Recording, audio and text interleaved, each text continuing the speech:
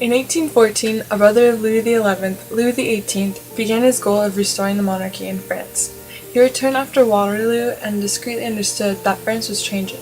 He then accepted a constitution and a national budget in France, later dying in 1824.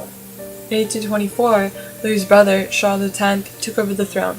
He was a conservative and he tried to restore the monarchy of Versailles that once existed before the Revolution, when he was a child. He was forced in exile by La Révolution de Juillet in 1830, where he later died.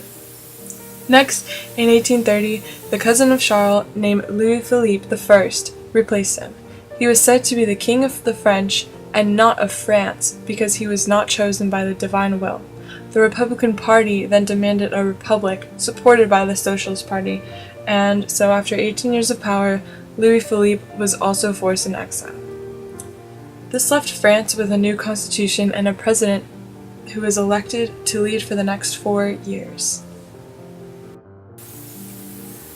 The president from 1851 to 1870 was none other than Napoleon III, who was the nephew of Napoleon I.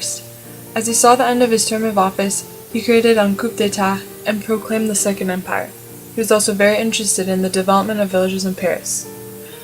In 1870, the war against the Prussians created a great disaster for France. The Prussians established their own colonies around Paris and terrified the people. The French were stuck starving and eating zoo animals. The outcome of the war was the loss of Alsace-Lorraine and Strasbourg. Napoleon III was forced into exile just like his uncle. The Third Republic was then proclaimed in 1871 after the war. The French, not forgetting about the Prussians, developed a feeling of revenge which was ultimately expressed starting in 1914.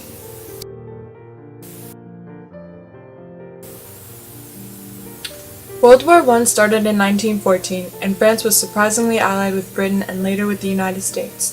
These three allies ended up winning the war. The First World War was the start of using more modern technology and weapons as was fought in the trenches and during fatal winters.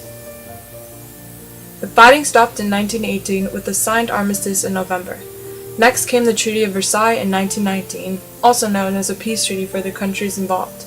Alsace-Lorraine was then finally returned to France.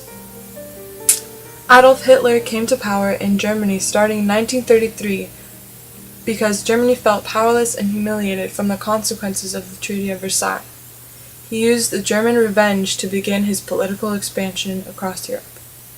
France and Britain watched Hitler annex Austria in 1937 and decided on the Munich Accords, or the Munich Pact, as an attempt to stay out of Hitler's expansion, but it was useless because of Hitler's infamous invasion of Poland in 1939 that sparked the Second World War. France was involved in World War II because England was allied with Poland and France was allied with England.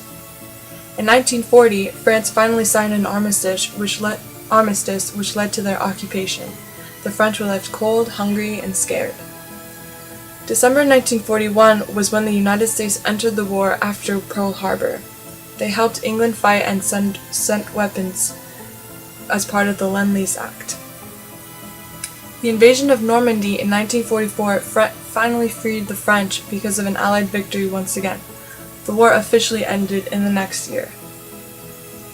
Throughout the later years after the war, the CEE was created in 1957 as an economic integration technique for Europe.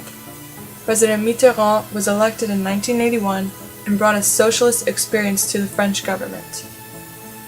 President Jacques Chirac was afterwards elected in 1995 because he often reminded of the French people of the famous Charles de Gaulle who once led. And then, at the end of our timeline, 11 years ago in 2002, the euro was introduced, which is still the currency of most of Europe today.